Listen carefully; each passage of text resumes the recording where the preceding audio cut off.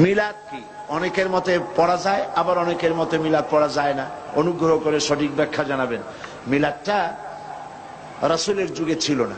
মিলাদ মানে জন্ম, মৌলুদ থেকে মিলাদ। তখন এই মিলাদটা রাসূল করিম সাল্লাল্লাহু আলাইহি ওয়াসাল্লামের জন্ম বৃত্তান্ত।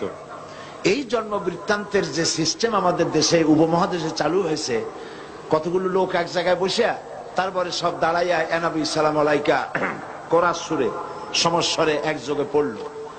এইটা রাসূলের যুগে ছিল না, এটা সাহাবায়ে কেরামের যুগে ছিল না, এটা তাবিঈনদের যুগে ছিল না, এটা তাবিঈনদের যুগে ছিল না। এখন আপনারা মনে করেন যে কোন জিনিসে খুব সওয়াব আছে এমন কোন জিনিসকে রাসূলুল্লাহ আমাদেরকে জানান নাই, সাহাবায়ে কেরাম আমাদের জানান নাই। আপনারা কি এই ধরনের বিশ্বাস করবেন? এরকম বিশ্বাস করবেন?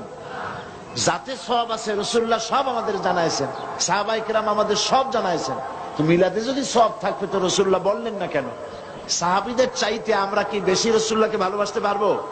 জবাব দেন, পারবো? তো যদি এইটা রাসূলুল্লাহর ভালোবাসার কারণে হয়, তাহলে সাহাবীরা কেন মিলাদ পড়েন নাই? তারা কেন ইয়া নবী সালাম আলাইকা, ইয়া রাসূল সালাম আলাইকা একযোগে দাঁড়ায় পড়ে নাই? এই কথাগুলি বোঝেন আপনারা? রাসূলের যুগে নাই, সাহাবীদের যুগে নাই, তাবিঈনদের যুগে নাই, তাবিঈনদের যুগে নাই। রাসূলুল্লাহর ইন্তেকালের 600 বছর পর মিলাদ আবিষ্কার হয়েছে। এইরকম একটা সুস্পষ্ট বিদআত মুসলমানদের পালন করা উচিত নয়।